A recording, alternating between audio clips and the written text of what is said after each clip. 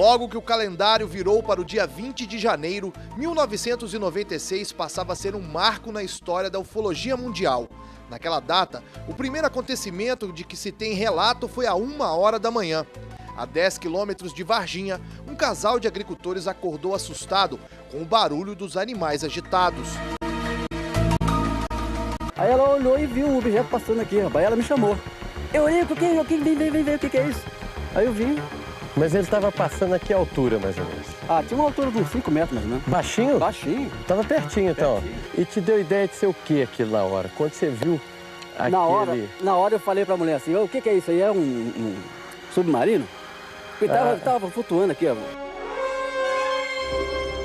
Poucas horas depois, às 9 da manhã, crianças que brincavam no bairro Jardim Andere, na zona sul de Varginha, teriam visto uma figura estranha dentro de uma construção. De acordo com um relato, o ser se parecia com uma pessoa e um animal ao mesmo tempo. Os bombeiros foram acionados e, segundo testemunhas, teriam capturado a criatura com uma rede e a levado para a Escola de Sargento das Armas do Exército, a ESA de Três Corações. Horas depois e a notícia já corria a cidade. Porém, mais uma aparição ainda estava por vir. Por volta de 13h30 da tarde, duas irmãs e uma amiga voltavam para casa quando resolveram pegar um atalho por uma trilha nesse matagal. O que elas não imaginavam é que a partir dali seriam conhecidas mundialmente. 20 anos depois, o local está cercado com concreto e tijolos. Mas ali dentro, perto de um muro, as adolescentes e a amiga de 22 anos encontraram uma criatura que não conseguiram identificar. Assustadas, elas fugiram correndo. Eu vi uma criatura baixada, com a pele marrom brilhante, os olhos vermelhos e 3 chifres na cabeça. Então, na hora que eu vi aquilo, eu saí correndo. Mas eu tenho certeza que não é gente vestida. O suposto ET teria sido capturado ainda naquela noite por 2 policiais que o levariam para o hospital regional da cidade.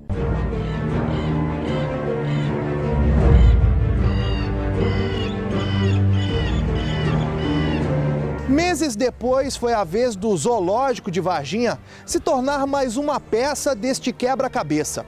Animais foram encontrados mortos por aqui e, segundo o veterinário responsável da época, ele não encontrou nenhuma causa lógica nas necrópsias.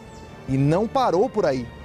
Dona Terezinha Galo morreu em 23 de novembro de 2011, aos 80 anos.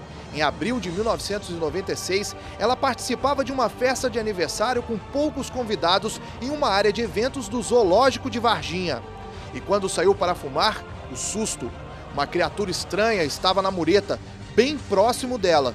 Ele tinha a boca rasgada, grande, o olho saltado, muito vermelho, igual farol de carro. E ele ficou me olhando, e eu olhando nele. Mas ele não me passou nenhuma mensagem.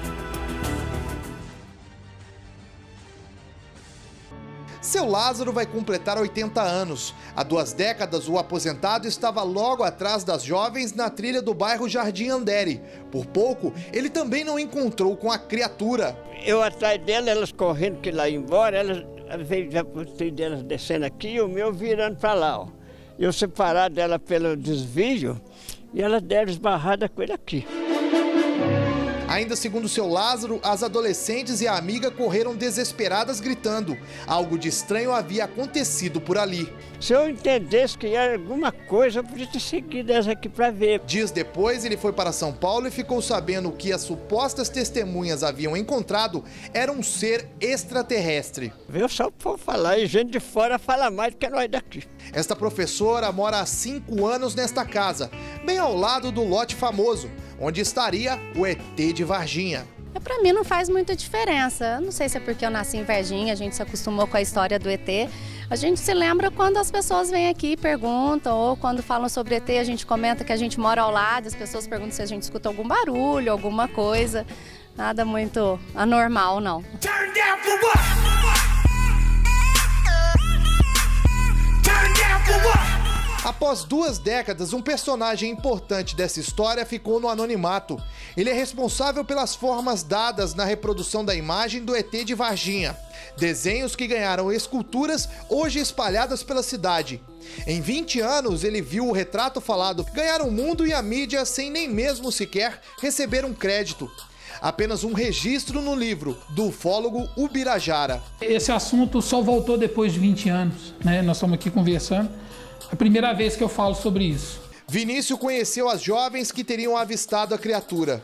Segundo o repórter cinematográfico, elas estavam muito assustadas e em nenhum momento entraram em contradição sobre as características do suposto ET. Tanto é que foi até interessante que quando eu gravei com eu pedi para ela mostrar o tom de marrom. Ela mostrou na cozinha um tom, né? Era esse tom. Aí com a outra eu falei assim, era um marrom escuro. Ela falou assim, não, é um marrom claro. Então ficou diferente do que a outra havia dito.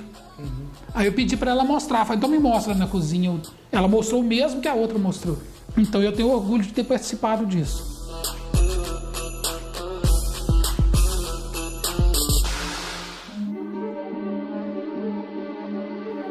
Nossa equipe foi até Niterói, no Rio de Janeiro. Lá, no Museu de Arte Contemporânea, conversamos com Marco Antônio Petit, que lançou no ano passado o livro Varginha, Toda a Verdade Revelada.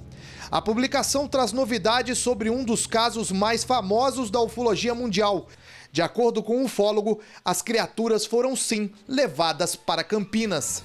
Nós temos, posteriormente, o envolvimento do próprio diretor-maior da NASA, senhor Daniel Goldin, que veio ao Brasil, posteriormente, nas semanas seguintes, trazido pelo próprio secretário de Estado americano naquela época, para assinar um acordo de colaboração com a Agência Espacial Brasileira, né, do tipo que no passado era assinado por funcionários da NASA do 2º ou 3º escalão, ou seja, ele por coincidência, essa figura máxima da NASA esteve também, inclusive, na cidade de Campinas.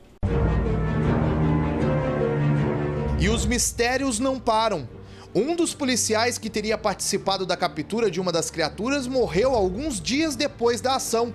Ele não teria se protegido e, de acordo com os relatos, teve contato físico com o suposto ET. A demora na liberação de um laudo inconclusivo e o enterro sem velório intrigam. O médico que atendeu o soldado na época é o Dr. Cesário. Segundo ele, a morte de Marco Eli Xerezi ainda deixa dúvidas. Na véspera do dia que ele internou. Ele não tinha absolutamente nada. E uma infecçãozinha de urina. E não era infecção de urina que foi assim, já vinha evoluindo há muitos dias. Foi de um dia para o outro. E o mais intrigante também, vamos supor, é que 2 infecções, é muito raro ter 2 infecções com 2 bactérias. Uma no pulmão ou no rim, diferentes. Ele não tinha nenhum precedente, mas nenhum mesmo. Então o caso foi ganhando contornos cada vez mais densos.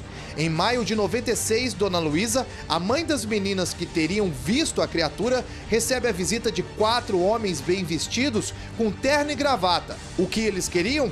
Subornar a família. Ele queria que a Valquíria, fosse num programa e mentisse que não tinha visto nada. Falou pra gente que estava indo lá, que eles era a mina de ouro que nós nunca pensava em tê-la. Hoje as testemunhas só gravam entrevistas sobre o caso mediante pagamento de cachê.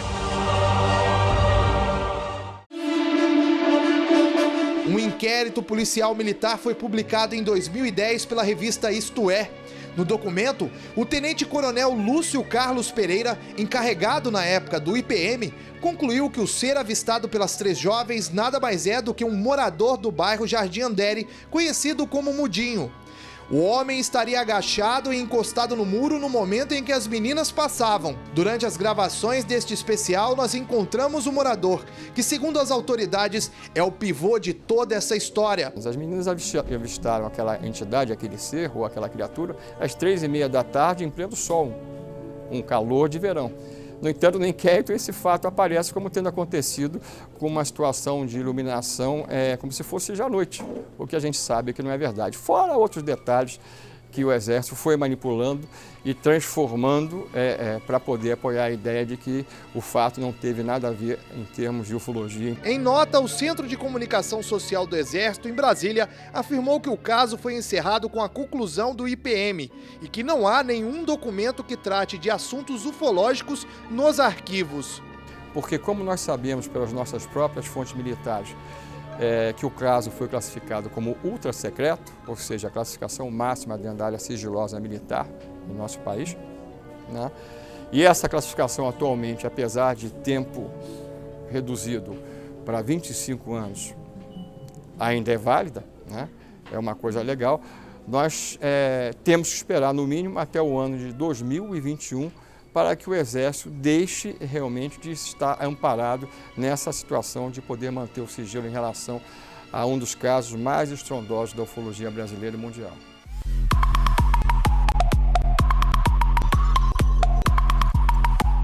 Varginha, sul de Minas, com 131 mil habitantes, é a terceira cidade mais populosa da região. Um dos maiores PIBs e uma economia forte, tendo o café como um dos principais produtos. Mas é o ET que chama a atenção. A história de outro mundo faz parte da vida dos moradores. Varginha se projetou muito a nível internacional, a nível mundial. Uma das referências mais conhecidas, a nave espacial do centro da cidade foi construída em 1999 pela Copasa. É um reservatório com capacidade para 150 mil litros de água. Os pontos de ônibus também viraram atração turística, assim como as estátuas espalhadas pela cidade. Mas tem gente que acha que a prefeitura deveria ter investido mais no turismo. Varginha perdeu a oportunidade de fazer um bom negócio com essa história do ET, né? O ET de Varginha até é considerado o caso Roswell brasileiro, mas as cidades absorveram as aparições de formas diferentes. Lá em 1947, um morador teria visto a queda de um disco voador. Desde a década de 90, milhares de pessoas visitam a cidade de Roswell, no estado americano do Novo México. Em homenagem ao caso, foi criado um festival anual de ufologia. Numa pesquisa feita pela Câmara de Comércio de Roswell, o turismo rendia aos cofres públicos mais de 5 milhões de dólares por ano. Realidade bem diferente da que encontramos em Varginha. Para o consultor do Sebrae, ainda dá tempo de correr atrás do prejuízo. Foi pouco explorado a questão de conhecimentos espaciais, né, a questão da astronomia como um todo, como é o universo, como são as estrelas, enfim, eu acho que ficou muito focado na questão do ET em si e deixou-se de explorar outras questões mais interessantes, mais criativas. Até mesmo o governo federal investiu no ET. A prefeitura fez um convênio com o Ministério do Turismo para construir um memorial na cidade. As obras foram iniciadas, interrompidas, a cidade quase perdeu a verba e então os trabalhos retornaram, mas nada do espaço ser finalizado. No local, mato alto, cacos de vidro, garrafas de bebidas e lixo compõem um cenário que deveria ser uma atração turística na cidade. No meio dessa confusão, os gastos podem chegar a R$1,5 milhão de reais. O objetivo dessa obra é levar para ali todas as publicações, tudo o que aconteceu e que girou em torno desse fato histórico, e também é nosso propósito transformar aquele local num planetário. Mauri foi um dos primeiros varginhenses a produzir miniaturas do ET. Hoje são 15 pontos de vendas fixos em Varginha, além de outras cidades da região e até de outros estados, como São Paulo, Rio de Janeiro e Bahia. Com preços que variam de R$ 1,50 a R$ 20. Em boas épocas, o artesão chega a vender 1.000 peças por dia. Ele me trouxe tudo de bom na vida, não trouxe nada negativo, só coisa positiva.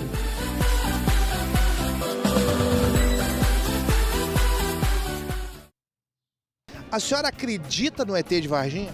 Não. Não acredito. Acredito. Mais ou menos, sabe? Não existe isso, não. A gente vê algumas pessoas parecidas com ET por aí, né? Mas no ET, assim, verdadeiramente... Eu acho que isso é uma ilusão. Ninguém provou nada, só falaram. Então, eu acho difícil. Mas é possível? Com certeza, eu não duvido não. É lenda. Se na cidade o caso ET já é algo banal, para quem é de fora, a curiosidade ainda é grande. Só para se ter uma ideia, Olha o caso de Ábia. Ela é da Bahia e trabalha em Varginha. Quando volta para o Nordeste, a pergunta é uma só. Todo lugar que chega só pergunta dos ET. E quando o varginhense viaja, aí você já viu, né? Todo mundo quer saber sobre a criatura. Eu acho divertido, eu levo na brincadeira, eu acho engraçado. Tem gente, conheço pessoas que não gostam muito, mas eu não me importo não. Nem fora do Brasil o varginhense fica fora do assédio. Fernanda mora em Xangai, na China, e por lá... Sempre que eu falo eu sou de Varginha, todo mundo relaciona a cidade com a história do ET.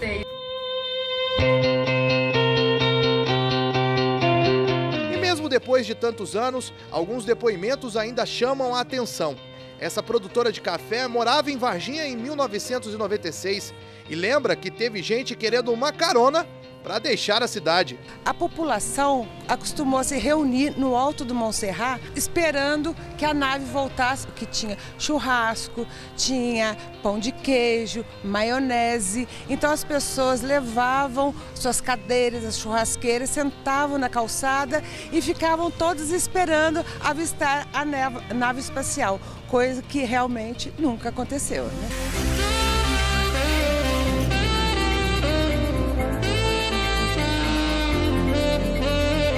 Para muitos ufólogos do mundo todo, os relatos, o suposto envolvimento e acobertamento das Forças Armadas são o suficiente para comprovar o aparecimento de seres extraterrestres em Varginha. Muitos moradores não acreditam no ser, mas o que podemos concluir é que algo estranho aconteceu naquele janeiro de 1996.